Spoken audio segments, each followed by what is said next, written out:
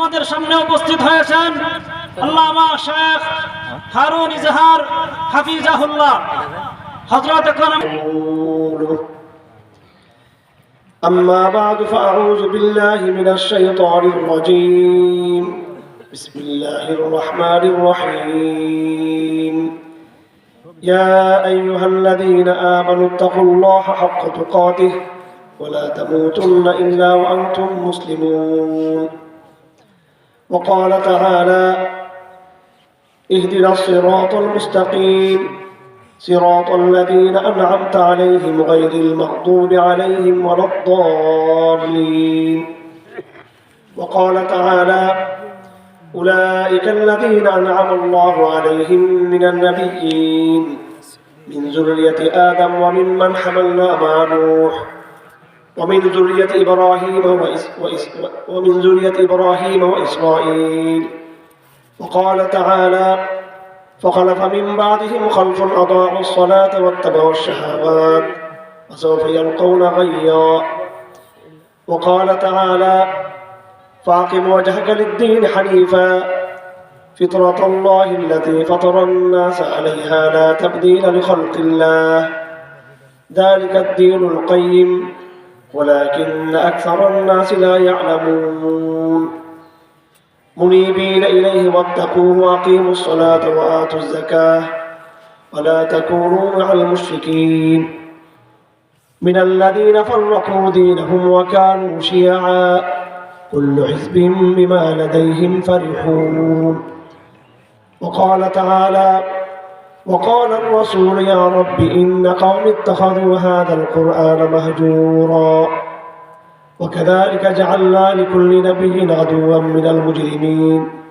وكفى بربك هاديا ونصيرا وقال الذين كفروا لولا نزل عليه القرآن جملة واحدة كذلك لنثبت به فؤادك ورتلناه ترتيلا وعن أنس رضي الله تعالى عنه قال قال رسول الله صلى الله عليه وسلم ثلاث من كن فيه وجد بهن حلاوة الإيمان أن يكون الله ورسوله أحب إليه مما سواهما وأن يحب عبدا لا يحبه إلا لله وأن يكره أن يعود إلى الكفر كما يكره أن يلقى في النار وعن عبد الله بن عباس رضي الله عنه قال قال رسول الله صلى الله عليه وسلم أبغض الناس إلى الله ثلاثة ملحد في الحرم ومبتغ في الإسلام سنة الجاهلية ومطلب دم امرئ مسلم إلا بحق نفسه وعن أبي هريرة رضي الله عنه قال قال رسول الله صلى الله عليه وسلم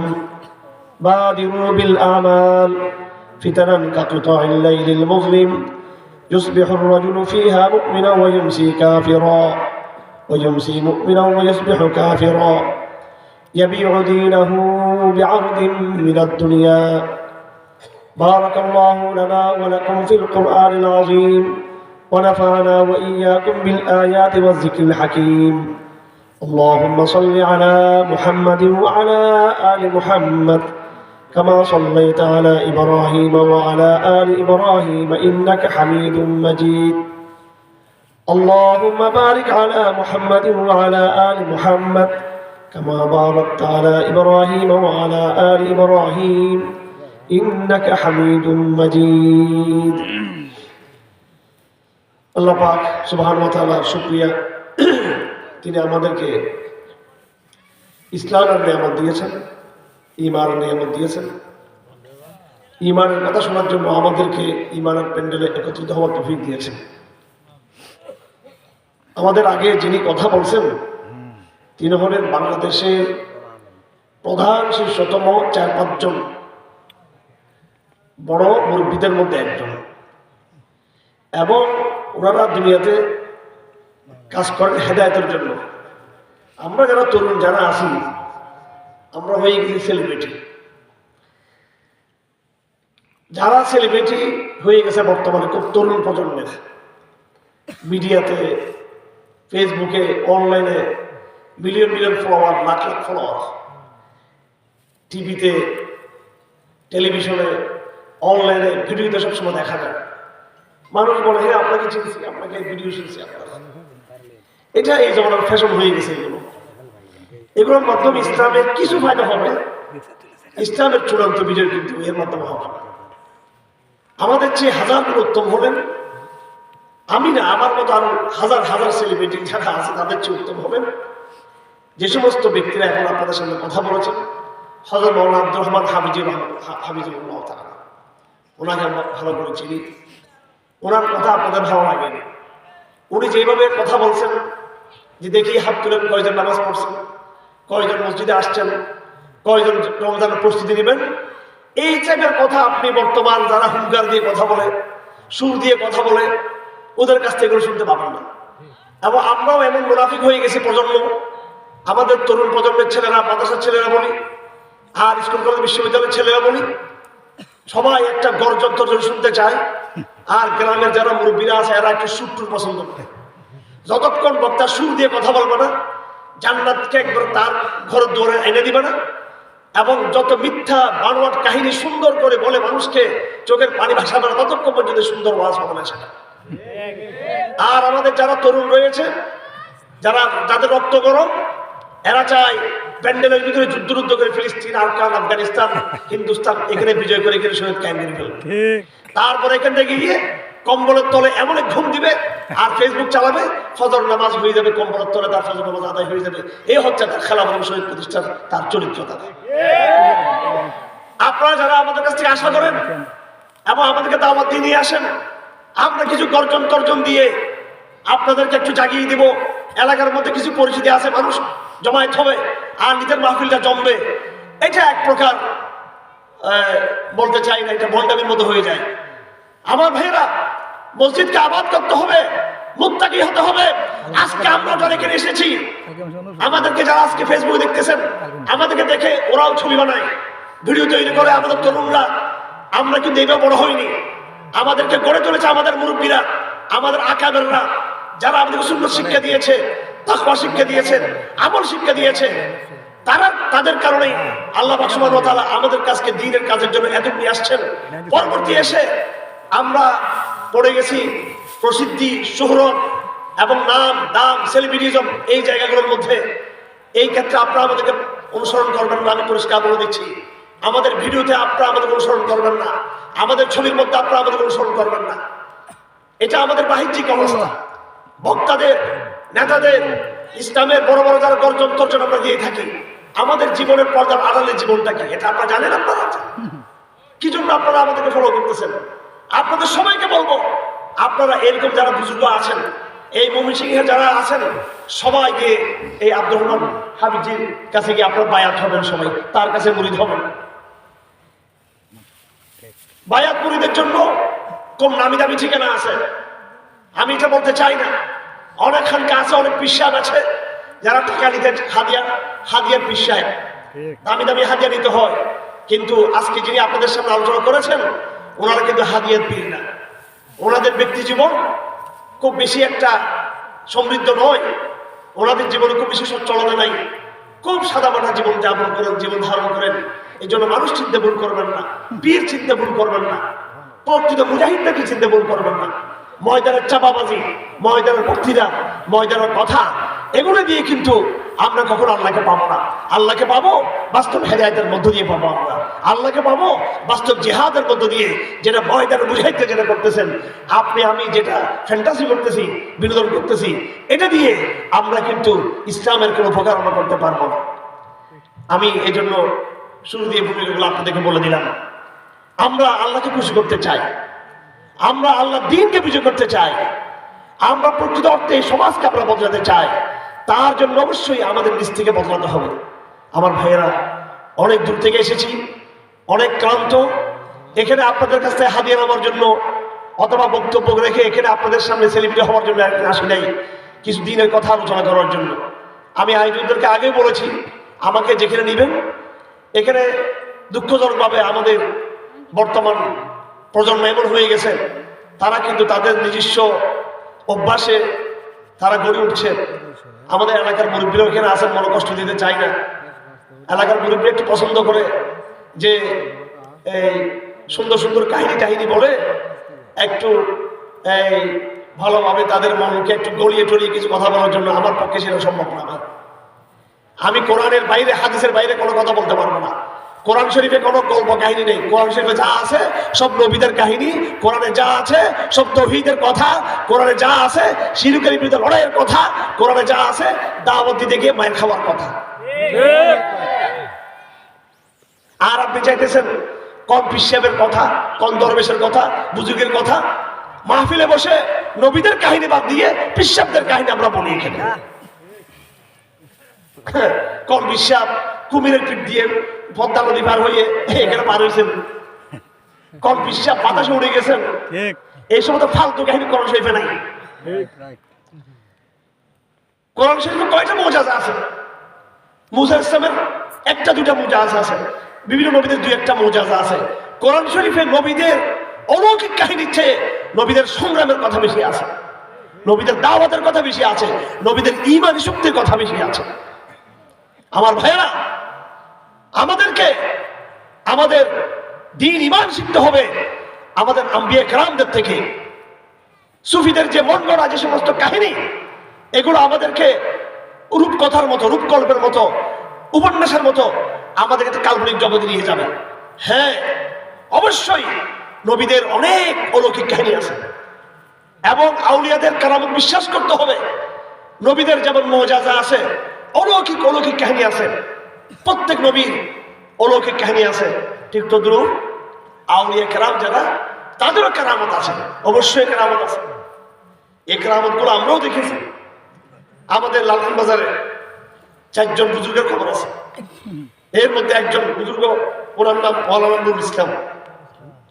উনি সৌদি আরবে মক্কা শরীফে প্রায় 30-40 বছর তিনি হেরম শরীফে তিনি এতেকাফ ছিলেন।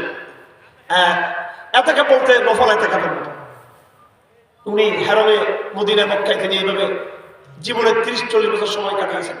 বিবাহ শাদী করার নাই, ছেলে সন্তান নাই, ওরা ছেলে সন্তান নাই। ওরা একদম মজজুব, একদম আল্লাহর পাগল। চিন্তা করেন, আমরা সারা জীবন একটা সাধনা করি, একবার গিয়ে হজ করব, একবার গিয়ে আমরা উমরা করব। আর এই বুজুর্গ 30-40 বছর এই হেরমের মধ্যে পড়েছিল। বর্তমানে মক্কা মদিনায় গেলে দেখবেন মানুষকে পুলিশরা বসতে দেয় না। এরকম পুলিশ যেগুলো বেয়াদবিদারি করে কাবা শরীফের আশেপাশে, খুব রুক্ষ এদের চরিত্র। এর কষ্ট দেয় মানুষকে, হাজিদেরকে। বেশিরভাগ হাজিরা বড় কষ্ট পাই থাকে। আগেকার জমানায় আগে পুলিশ কিন্তু এরকম ছিল না। মানুষ সহজে কাবা শরীফে তওয়াফ করতে পারত, ওখানে থাকতে পারত, ওখানে ঘুমাইতে পারত, ওখানে মানুষ বিশ্রাম নিতে পারত, ওখানে জমজমের পানি খেয়ে, খেজুর খেয়ে, জমজমার খেজুর খেয়ে আর সামান্য রুটি মুটি খেয়ে মাসের পর মানুষ, মাসের পর মাস এখানে বুজুর্গরা ইবাদত করতেন সেখানে। আর এখন আমি উমরাতে গেছি রমজান মাসে, হজের সময় হজ করতে গেছি, বসতেই পারি না, কোরআন তেলাওয়াত করতে পারি না, ওখানে উঠে দেয়, খালি উঠে দেয় ওখানে। এটা আগে ছিল না। আবার সে মক্কা মদিনায় ফিরে আসবে ইনশাআল্লাহ। অসহায় মানুষের মক্কা মদিনায় ফিরে আসবে। এখন মক্কা মদিনাতে হজ করতে যায়, উমরা করতে যায় ধনী লোকরা, গরিবরা হজ করতে যেতে পারে না। অথচ এই হজ করার জন্য সর্বসা করলে 2-3 লাখ টাকা দরকার। 2-3 লাখ টাকার ভিতরে হজ নিয়ে আসলে আমাদের এলাকার সমস্ত গরিব মানুষ হজ করতে পারে। আমরা ইনশাআল্লাহুল আজিজ একটা বিপ্লব ঘটাবো বাংলাদেশে, আরেকটা ইনশাআল্লাহ। এবং তখন আমরা হাজিদেরকে জাহাজে করে আমরা সৌদি আরব পাঠাবো ইনশাআল্লাহ। আলহামদুলিল্লাহ। প্লেনে চড়ে ফাসেক ফাজেরা, বিমান বালা থাকে সেখানে, মহিলা বিমান কুররা থাকে সেখানে, বেপর্দা নারী সেখানে থাকে, সেখানে সৌন্দর্যের প্রতিযোগিতা থাকে। আসলে তো যাই হোক, ওইটা ওইদিকে যেতে চাই না। আমরা ফিতনা ফাসাদের মধ্যে আমরা পড়ে গেছি। আবার সেই সোনালী যুগ ফিরে আসুক আমরা চাই। সহজ সরল ভাবে মানুষ ইবাদত করুক। আগে মক্কা মদিনার মধ্যে গরিব মানুষের ঢল ছিল, আর এখন শুধু ধনী লোক। সারা দুনিয়ার বড় বড় ধনী লোকরা শুধু সেখানে গিয়ে থাকে, দামি দামি হোটেলে থাকতে হবে সেখানে গেলে। ইনশাআল্লাহ এমন দিন আসবে আবার মক্কা মদিনা জেগে উঠবে ইনশাআল্লাহ আজিজ। ইনশাআল্লাহ। ওসামা বিন লাদেন রাহমাতুল্লাহ আলাইহির নাম শুনলে অনেকে ভয় পায়, হুজুর আপনি স্টেজ থেকে দুই একদিন পলায় যায় কিনা, আল্লাহ জানে যে কোন যুগ ফিরে নিয়ে আসছে কিনা। হ্যাঁ, এই ওসামা বিন লাদেন রাহমাতুল্লাহ আলাইহি, ওনার আব্বার নাম ছিল মোহাম্মদ বিন লাদেন রাহমাতুল্লাহ আলাইহি।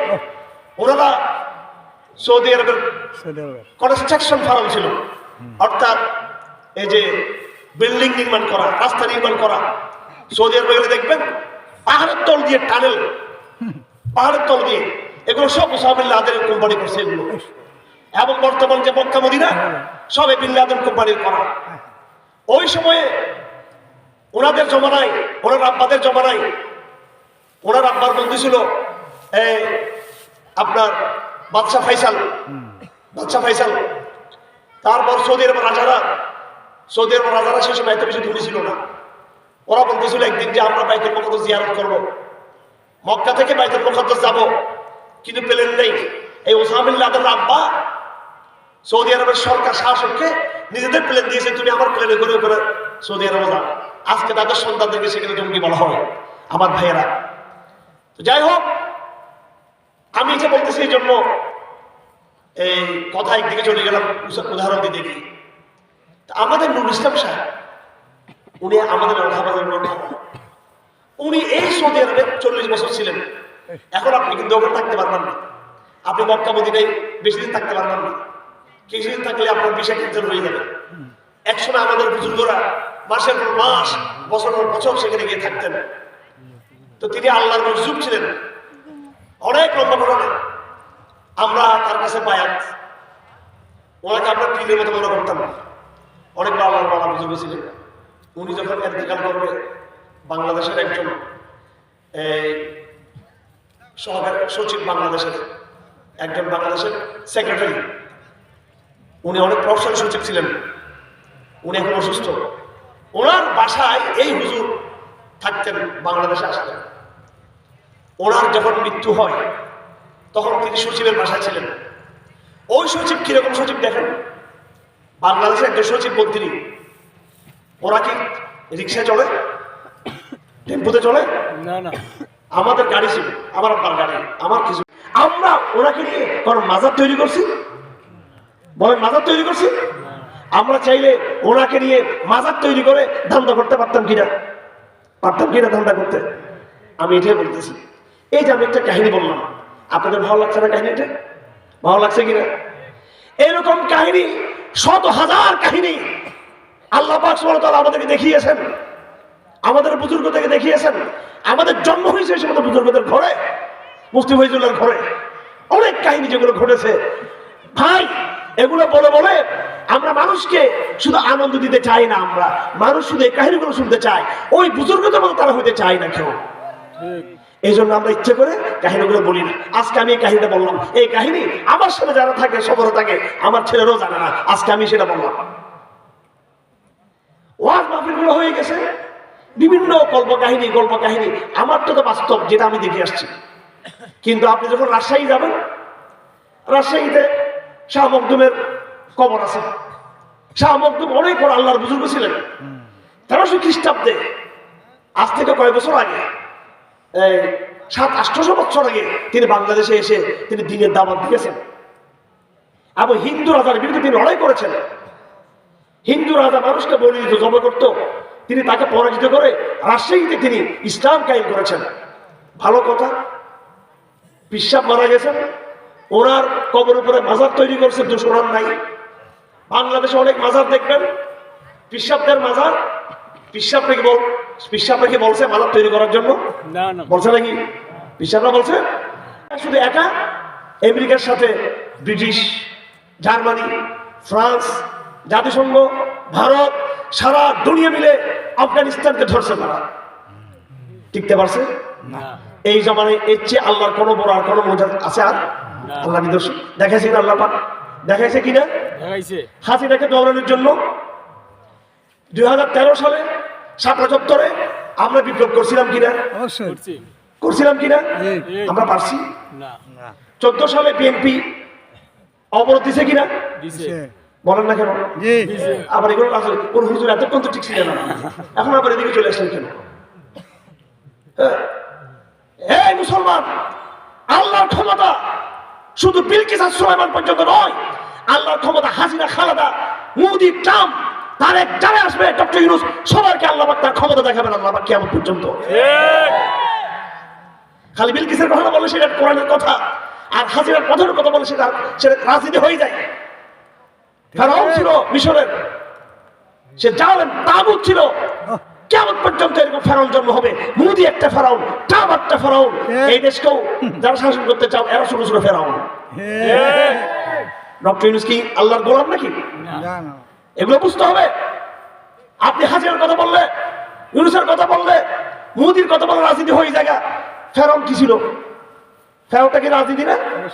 আল্লাহর ক্ষমতা আমাদের বুঝতে হবে। আমি এটাই বলতেছিলাম, আল্লাহর অলৌকিক জিনিস আল্লাহ এখন দেখাচ্ছেন আমাদেরকে। আমরা 13 সাল আন্দোলন করছি, হেফাজত কিছু করতে পারি নাই। 14 সাল আন্দোলন করছি, কিছু করতে পারি নাই। সাইদি সাহেবের আন্দোলন দিন মনে আছে আপনাদের? সারা বাংলাদেশ স্তব্ধ হয়ে গেছিল। হাসিনার কিছু হয়েছে? 21 সালে আমরা আবার আন্দোলন করছি মোদি বিরোধী।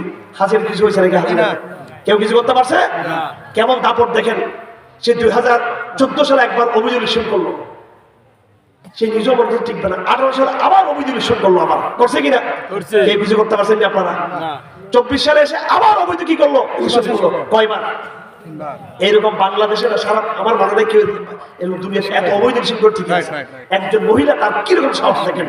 সে 14 সালে একবার আমাদের বিজ্ঞানগুলি দেখালো, তোদের বোর্ডের ক্যাটার, তোদের বোর্ড দেখা দিয়েছে। 18 সালে আবার দেখালো, 24 সালে আবার দেখালো। 24 সালে হাসিনা একেবারে ক্ষমতা বসে। 14 সাল বিজয়, 18 সাল বিজয়, 24 সাল বিজয়। আল্লাহর খেলা দেয়। আমি ফোন দিলাম গোয়েন্দা সংস্থাকে যে দোস্ত, আপনারা তো ক্ষমতায় আছেন এবং দুর্দান্ত পথে ক্ষমতায় আছেন, একতার ক্ষমতা থেকে নামার কোনো ইয়ে নেই। আমাদের কিছু কিছু আলেম ওলামা আছে, গুণবী তখন ভিতরে ছিল জেলখানার ভিতরে। তো বললাম যে আরো কিছু আলেম আমার স্পেসিফিক, আমি যাদেরকে নিয়ে আমি কাজ করছি, আপনারা জানেন আমি মজলুমদেরকে নিয়ে আমি কাজ করি। তখন দুর্দান্ত প্রতাপের অফিসার আমাকে বলতেছে, হারুন সাহেব এই সময় তো পাত্তা দেওয়ার কোনো সময় নেই, প্রধানমন্ত্রী এখন অনেক স্বাচ্ছন্দ্যে আছেন, ইলেকশন হয়েছে 4-5 মাস আগে, এখন তো অনেক, আপনাদের এই সমস্ত কথা শোনার আমার কাছে টাইমও নেই, এগুলো বলা যাবে না, আপনার কোনো দরকার নেই এই সমস্ত লোকদের কাছে, এগুলো উনি পাত্তা দেবেন। উনি এখন কমফোর্ট, কেউ কিছু করতে পারে না, ইলেকশন তো উনি জিতে গেছেন, এখন আবার 5 বছর পরে দেখা যাচ্ছে এগুলো আপনার জানান দেবেন। এটা বলছে আমার এপ্রিল মাসে। কোন মাসে? কোন মাসে বলছে এটা? এপ্রিল মাসে। আমি তো অবাক হয়ে গেলাম। আমি বললাম যে হতাশ হলাম, আমি আসলে কি কিছু করা যাবে না? এগুলো প্রধানমন্ত্রীর পাত্র দিবে না, উনি অনেক ক্ষমতার অধিকারী, উনি 14 বিজয় করছে, 18 বিজয় করছে, 24 সাল বিজয় করছে, এখন এই যদি কিছু করতে পারে না, এখন আপনার কে কি করবেন? সবাই তাল মিলাচ্ছে, আপোষ করতেছে তলে তলে, সবাই সব হুজদের কিনে টেনে হয়ে গেছে, অনেক হুজদের কিনে হয়ে গেছে। যা এখন আপনি এই সমস্ত মজুরি কিছু করি না। এপ্রিল মাসে এটা বলছে, মে মাস, জুন মাস, আগস্ট, জুলাই মাস, আগস্ট হাজিরার তলের থেকে আলহামদুলিল্লাহ চেয়ার সরে গেছে, হাজিরা চলে গেছে হিন্দুস্তানে, আর আমরা সবাই মজুর রয়ে গেছি, সব মজুররা কারাগার থেকে বেরিয়ে আসছে আলহামদুলিল্লাহ। আলহামদুলিল্লাহ। ওই অফিসাররা যারা বলছিল এরা সহ এখন নাই হয়ে গেছে, এখন কথা ঠিক না বেটে? ভাই এগুলো কি আল্লাহর ক্ষমতার নিদর্শন কি নেই? অবশ্যই আল্লাহর ক্ষমতার নিদর্শন কি নেই? এগুলো কে করছিল? ছাত্ররা করছিল নাকি? হ্যাঁ, এনসিপির এরা করছিল। দেখা যাক না কয়জন ইলেকশন এরা ভোট পায়, এরা দেখা আগামী দিনে এদের টাকা কিন্তু আছে কিনা দেখা যাক না, কথা ঠিক না বেটি? এনসিপির টাকা এখন 1 কোটি মানুষ নামবে, এখন নামবে বলেন? কে? আল্লাহ পাক এদেরকে দিয়ে করেছে, আল্লাহ করেছেন, আবাবিল দিয়ে করেছেন আল্লাহ পাক। ঠিক, আমরা কিন্তু আল্লাহকে বুঝতেছি না। যাই হোক আমার ভাইরা, তো অলৌকিক ঘটনাগুলো আল্লাহ পাক আমাদেরকে এখনো দেখায়, কিন্তু আমরা বুঝি না। যাই হোক আমার ভাইরা, তো ঘটনা বলতে, ঘটনা শুনতে আমাদের মজা লাগে। আমরা ঘটনা শুনে শুনে মজা নিতে থাকবো নাকি কাজ করতে থাকবো? হ্যাঁ, কাজ করতে থাকবো। যাই হোক আমার ভাইরা, আমাদের হুজুর এখানে যে নসিহত দিয়েছেন, কথা বলছেন, এই কথাগুলো আমাদের শুনতে হবে। আমি তো ওয়াজ শুরু করতে পারিনি, আমার পিছনে আমার সবাই করতেছে উঠার জন্য, এটা আমি বুঝতেছি, কারণ আমাকে চলে যেতে হবে, আমার অনেক টাইম লস হয়ে গেছে এখানে। আজকে ঢাকাতে অবরোধ চলতেছে, আমি আজকে আপনাকে সন্তুষ্ট করতে পারবো না, আর আমি ভালো সুন্দর সুর দিয়ে কথা বলতেও জানি না। আমার কথা হলো আমার ভাইরা, আমি এটা ভূমিকা বলেছি, আসল কথা এখনো শুরু করি নাই, আসল কথা সঙ্গে বলে দিচ্ছি। আমি পড়েছি ইহদিনাস সিরাতাল মুস্তাকিম, আল্লাহ পাক সুবহানাহু ওয়া তাআলা আমাদেরকে কতগুলো মন্ত্র দিয়েছেন, কয়েকটা মন্ত্র দিয়েছে। কোরআন শরীফ বুঝতে হবে ভালো করে। আমরা তাবিজের জন্য যাই কার কাছে? হুজুরদের কাছে। হ্যাঁ, কোনো কিছু হলে তাবিজের জন্য যাই। তাবিজ হুজুরদের কাছে আমার দরকার নাই, তাবিজ নিজে পড়লে যথেষ্ট হয়ে যাবে। আল্লাহ পাক সুবহানাহু ওয়া তাআলা এই উম্মতকে সবচেয়ে বড় তাবিজ দিয়েছেন সূরা ফাতিহা। সূরা ফাতিহা কেন এই জন্য দিয়েছেন? এই মুসলমান উম্মাহ দুনিয়াতে আসার আগে পৃথিবীতে যত উম্মতকে আল্লাহ পাক দুনিয়াতে পাঠিয়েছেন সবাই পথভ্রষ্ট হয়ে গেছে। নূহ আলাইহিস সালামের উম্মত পথভ্রষ্ট, হুদ আলাইহিস সালামের উম্মত পথভ্রষ্ট। সর্বশেষ আল্লাহ পাক বনি ইসরাইলকে পাঠিয়েছেন, ইয়া বনি ইসরাঈল আযকুরু নি'মাতি আল্লাতী আন'আমতু আলাইকুম ওয়া আন্নী ফাদ্দালতুকুম আলাল আলামিন। হে বনি ইসরাঈল, আমি তোমাদেরকে নিয়ামত দিয়ে পাঠিয়েছি, অনেক নিয়ামত। ওয়া আন্নী ফাদ্দালতুকুম আলাল আলামিন, সারা জগৎবাসীর উপর তোমাদেরকে আমি কি দিয়েছি? নেতৃত্ব দিয়েছি, প্রাধান্য। সারা দুনিয়াতে সবচেয়ে শ্রেষ্ঠ উম্মত কারা ছিল? বনি ইসরাঈল। তাদের কিতাব ছিল কোরআন, তাওরাত। নবী ছিল মূসা, নবী ছিল হারুন, নবী ছিল সুলাইমান, নবী ছিল দাউদ, অনেক নবী, ইউসুফ, অনেক নবী আল্লাহ পাক তাদেরকে দিয়েছেন। তালুতের মতো বাদশা আল্লাহ পাক তাদেরকে দিয়েছেন। মসজিদে বাইতুল মুকাদ্দাসের মতো এরকম মসজিদ তাদেরকে আল্লাহ পাক দিয়েছেন। কাদেরকে? বনি ইসরাঈলকে আল্লাহ পাক দিয়েছেন। এরপরে বনি ইসরাঈলের আদমি করার পরে আল্লাহ পাক পাঠিয়েছেন ঈসা আলাইহিস সালামকে, পাঠালেন এদের সংশোধন করার জন্য। তৈরি হলো আরেকটা জমাত। এইভাবে ইহুদি খ্রিস্টানরা দেখা গেল না, যে কোরআনকে আল্লাহ পাক আসমান থেকে পাঠিয়েছেন ওরা হেদায়েত হওয়ার জন্য, যে কিতাবটা পাঠিয়েছেন উল্টা ওই কিতাবটাকে তারা কি করে দিল? উল্টা পাল্টা করে দিল। কথাটি কিনা বেটি? তখন আল্লাহ পাক সুবহানাহু ওয়া তাআলা সিদ্ধান্ত নিলেন, না, ইহুদিদেরকে তুমি এটা পাঠিয়েছি, কাজ হয় নাই। খ্রিস্টানদেরকে পাঠালাম, কাজ হয় নাই।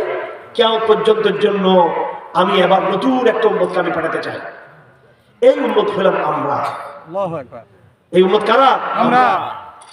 এবং এই নবীর উম্মতের এই উম্মতের নবী হল মুহাম্মদ মুস্তাফা সাল্লাল্লাহু আলাইহি ওয়াসাল্লাম। কিন্তু আগেকার যারা পথভ্রষ্ট হয়েছে তো তাদের মতো এরাও কিন্তু পথভ্রষ্ট হতে পারে, পারে কিনা? পারে। তো আল্লাহ পাক এই জন্য একটা তাবিজ দিয়েছেন আমাদেরকে, না, প্রত্যেক নামাজের মধ্যে যদি সূরা ফাতিহা পড়ো তাহলে কিন্তু তোমরা খ্রিস্টানদের মতো, ইহুদিদের মতো, বৌদ্ধদের মতো, হিন্দুদের মতো আর তোমরা পথভ্রষ্ট হবে না। সেই সূরা ফাতিহাতে বলা আছে ইহদিনাস সিরাতাল মুস্তাকিম। এই একমাত্র এই দোয়ার কারণে নামাজের মধ্যে এখনো পর্যন্ত আমাদের যে কোরআন এখন আমরা দেখতেছি হুবহু ওই কোরআন যেটা কয় হাজার বছর আগে ছিল, ১,৫০০ বছর আগে। আমাদের নামাজ ১,৫০০ বছর আগের নামাজ। সুবহানাল্লাহ। আল্লাহ পাক আমাদের হেদায়েতের উপর রাখছেন আমাদেরকে। কিন্তু হেদায়েতের উপর রাখলেও আমরা মুসলমানদের বিরাট একটা অংশ হেদায়েত থেকে বিচ্যুত হয়ে গেছে। ঠিক যেভাবে ইহুদিরা তাওরাতকে ভুলে পথভ্রষ্ট হয়েছে, মূর্তি পূজা দেখে শিরিক শুরু করেছে, গান বাজনা দেখে গান বাজনা শুরু করেছে, মেয়েদের সাথে জেনার ভিতরে লিপ্ত হয়েছে, ঠিক মুসলমানদের একটা বড় অংশ তারা কিছু হেদায়েতের উপর থাকলেও আর একটা বড় অংশ তারা কিন্তু বেপরদা হয়ে গেছে, তারা জেনাকার হয়ে গেছে, বেবিচারী হয়ে গেছে।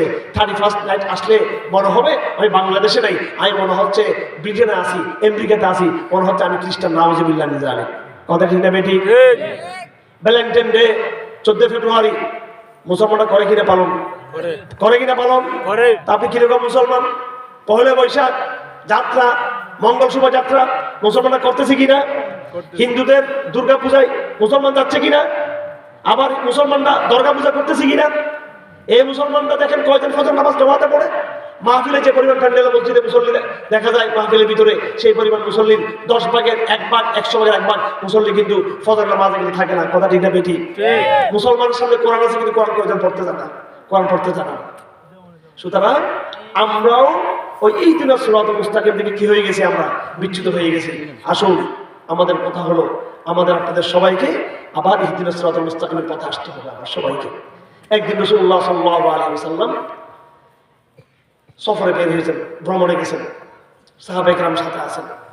হঠাৎ আল্লাহর নবী আসমানের দিকে তাকাইলেন, তাকিয়ে বলতেছেন আমার উম্মত তো পথভ্রষ্ট হয়ে যাবে, আমার উম্মত থেকে হেদায়েত উঠে যাবে। তো একজন সাহাবী বললেন, ইয়া রাসূলুল্লাহ, হেদায়েত উঠে কেমনে যাবে? আমরা তো কোরআন শরীফ পারি, আমরা কোরআন শরীফ পড়ব, আমরা কোরআন শরীফ এখন থেকে বেশি করে আমার বাচ্চাদেরকে আমরা পড়াবো। ওনার নাম ছিল জিয়াদ বিন লাবিদ আল আনসারী। আল্লাহ রাসূল বলেন, হে জিয়াদ শুনো, তোমাদের আগেও কিন্তু হেদায়েতের বাণী বনী ইসরাঈলদের উপর আসছিল, তাওরাত। কোরআনের মতো আরেক আসমানি গ্রন্থের নাম কি? তাওরাত। মুসলমানদের মতো আরেকটা জাতি, তার নাম কি? বনী ইসরাঈল। এরাও মুসলমান ছিল। তো দেখো, বনী ইসরাঈল থেকে আল্লাহ পাক যেভাবে হেদায়েত নিয়ে ফেলছেন, কিয়ামতের আগে একটা সময় আসবে যখন এই মুসলিম উম্মাহ তাদের কাছ থেকে আল্লাহ পাক হেদায়েত নিয়ে ফেলবেন। নাউযুবিল্লাহ মিন যালিক। আমার ভাইয়েরা, আসুন আমরা সবাই তওবা করি। সবাই কি করি? আমরা তওবা করি। আল্লাহ রাসূল সাল্লাল্লাহু আলাইহি ওয়াসাল্লাম বলেন, একদিন সাহাবায়ে কেরাম যুদ্ধের ময়দানে গেলেন। গিয়ে তারা রাসূলকে বলেন, ইয়া রাসূলুল্লাহ, আমাদের মনে একটা বড় আশা আছে। কি আশা? কাফেররা একটা গাছকে পূজা করত। কি করত? গাছকে পূজা করত। যেমন আমাদের লোকরা শহীদ মিনার পূজা করে। কথা ঠিক না বেঠিক? কি পূজা করে? শহীদ মিনার। দুষ্কালী শেখ মুজিবের মূর্তির দোষ। বাংলাদেশে আর মূর্তি নাই, একটা মূর্তিও বাংলাদেশে থাকবে না ইনশাআল্লাহুল আজিজ। কি ইনশাআল্লাহ বলেন না? ইনশাআল্লাহ। আপনি মূর্তি পছন্দ করেন নাকি? না। নাকি কথা বুঝেন না আপনারা? বুঝি। মূর্তি থাকবে নাকি ইসলাম থাকবে বাংলাদেশে? ইসলাম। সব মূর্তি মাটিতে মিশে যাবে ইনশাআল্লাহুল আজিজ। সময়ের অপেক্ষা। মূর্তি শুরু হয়েছে মিটানো। একটা বিপ্লব, কিছু মূর্তি গেছে। আর একটা বিপ্লব আর কি যাবে? চূড়ান্ত বিপ্লবে সবকিছু চলে যাবে ইনশাআল্লাহ। কোরআনের বাংলায় কোরআন থাকবে, আর কিছু থাকবে না ইনশাআল্লাহ। এই দল সেই দল, এটা সেটা এগুলো কিছু থাকবে না। থাকবে কোরআনের শরীয়ত এবং কোরআনের আইন ইনশাআল্লাহ। আর ওইটার জন্যই আপনারা মুজাহিদ হতে হবে। আপনাদের সবাইকে মুজাহিদ হওয়ার জন্য আগে মুসল্লি হইতে হবে। আগে ফজর নামাজ যে পড়বে সে কোরআন দিবের কিছু জিহাদ করবে সে। আমার ভাইয়েরা, তো আল্লাহ রাসূল একদিন সফর করলেন সাহাবাদের সাথে। সাহাবায়ে কেরাম বললেন, গাছ, এরকম একটা গাছ, কাফেররা এটা পূজা করে। তো সাহাবায়ে কেরাম বললেন, কাফেররা একটা গাছ পূজা করে, আপনি আর শুনলে একটা গাছ আমাদেরকে বানাই দেন, ওই গাছটা আমরা পূজা করবো না, কিন্তু বরকত নিব। খারাপ কথা বলছে না? বলছে এটা? কিন্তু রাসূল চিন্তা করলেন, সাহাবায়ে কেরামরা এটা বলছে যে কাফেরদেরটা দেখে দেখে বলছে, তারা একটু মিলে যাচ্ছে। তো হয়তো প্রথমে সাহাবায়ে কেরাম হয়তো এই গাছ আমি যেটা বরকত দিব সেটাকে পূজা করবে না, সেজদা করবে না, শুধু বরকত দিবে। কিন্তু একটা সময় আসবে মুসলমান এই গাছকে পূজা শুরু করে দিবে। রাসূলুল্লাহ বললেন, খবরদার, তোমরা আমার কাছে এরকম আবদার করিও না। এরকম আবদার বনী ইসরাঈল করেছিল মূসা আলাইহিস সালামের কাছে। ও মূসা, আমরা দেখতেছি মিশরের ফেরাউন পতন হবার পরে সমুদ্রের ওপারে লোকরা মূর্তি পূজা করতেছে। মূসা, তুমি আমাদেরকে কিছু মূর্তি দাও, আমরা সেটা পূজা করবো। নাউযুবিল্লাহ। আল্লাহ রাসূল বলেন, হে সাহাবা, তোমরা এরকম আমার কাছে কিছু চাইও না যেরকম বনী ইসরাঈল চেয়েছিল। আর আমার সাহাবীরা শুনে রাখো, একটা সময় আসবে তার কাবুল না সালামান কাল খাবরাকুম শিবরান বিশিবরিন ওয়া যিরারান বিযিরারিন হাত্তা লাউ দাখালু যুহরাদুন বিলা দাখালতুম ফি। আমি ভবিষ্যৎবাণী করতেছি, আমি নবী তোমাদের এমন একটা সময় আসবে আমার সাহাবারা, যে তোমরা কাফেরদেরকে, খ্রিস্টানদেরকে, ইহুদিদেরকে এমনভাবে অনুসরণ করবা কদম কদম, বিঘায় বিঘায়, যে মুশরিকরা, খ্রিস্টানরা, ইহুদিরা যদি কোনো গুইসাবের গর্ত ঢুকে পড়ে, তোমরা গুইসাবের গর্তে ঢুকে পড়বা। গণতন্ত্র কাদের? গণতন্ত্র কাদের? মুসলমানদের নাকি কাফেরদের? কথা বলেন না কেন? আমরা সেটা কথায় কথায় কথায় কথায় মুসলমানরা গণতন্ত্রের ক্ষয় ফুটতেছে কিনা, আমাদের কথায় ফুটতেছে কিনা? হ্যাঁ, সেকুলারিজম কাদের? কাফেরদের। মুসলমানদের দেশে আছে কিনা সেকুলারিজম? আছে কিনা? সমাজতন্ত্র কাদের? কাফেরদের। মুসলমান অনুসরণ করতেছে কিনা? জাতীয়তাবাদ কাদের? কাফেরদের। মুসলমান অনুসরণ করতেছে কিনা? এইভাবে মানবতাবাদ, বিজ্ঞানবাদ, এইসব বিজ্ঞান পড়া ভালো কথা, কিন্তু বিজ্ঞান দিয়ে আল্লাহকে অস্বীকার করে কাফেরদের কথা। মুসলমানদের মধ্যে নাস্তিক তৈরি হয়েছে কিনা এরকম বর্তমানে? নাচ গান কাদের? এই যে রবীন্দ্রবাদ কাদের? হ্যাঁ, মুজিববাদ, এগুলো কাদের? এগুলো কি তাওহীদ? এগুলো কি সুন্নাহ? সবগুলো আসছে হয়তো মুশরিকদের কাছ থেকে, অথবা ইহুদিদের কাছ থেকে, অথবা খ্রিস্টানদের কাছ থেকে। আমাদের শিক্ষা, আমাদের সংস্কৃতি, আমাদের গান, আমাদের নাটক, আমাদের চেতনা, আমাদের সব কিছু, আমাদের শহীদ মিনার বলি, এটা বলি, সেটা বলি, সবকিছু কাফেরদের মতো। কথা ঠিক না বেঠিক? ভারতের সংবিধান নিবেন, একটা আল্লাহর নাম নাই। আমেরিকার সংবিধান নেবেন, একটা আল্লাহর নাম নাই। বাংলাদেশ সংবিধান নেবেন, এখানেও কিন্তু আল্লাহর নাম আছে নাকি নাই? আছে? নাই? আছে না? ওটা রাখছে মস্কারি করার জন্য, তুলে দেওয়ার জন্য। ঠিক আছে, আমার কথাগুলো আপনাদের খারাপ লাগতেছে অনেকের। এটা হচ্ছে ভণ্ডামি। এটা কি ভণ্ডামি? আমরা হইলাম মুসলমান, অর্থাৎ মুনাফিক মুসলমান। কি মুসলমান? মুনাফিক মুসলমান। ইন্নাল মুনাফিকিনা ফিদ দারাকিল আসফালি মিনান নার। মুনাফিকরা যাবে জাহান্নামের নিকৃষ্টতম জায়গায়।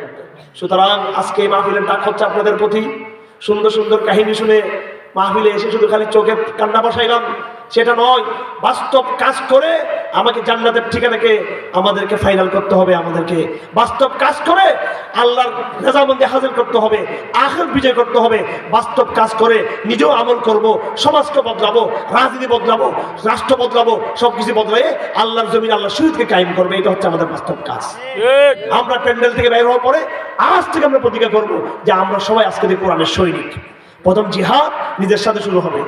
সবাই নিজে কোরআন পড়বো, বয়স্করা কোরআন পড়বেন, ছোটরা কোরআন পড়বেন, বয়স্কদের কোরআন শিক্ষার ব্যবস্থা থাকতে হবে এবং কোরআন থেকে তালিম নিতে হবে।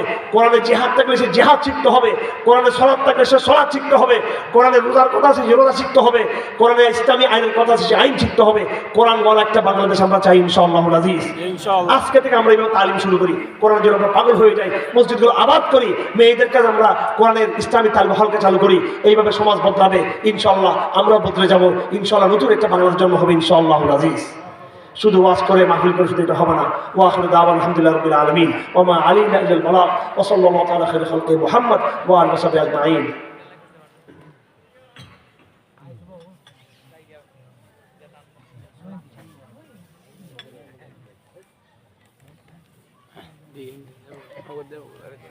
Buen শেষ।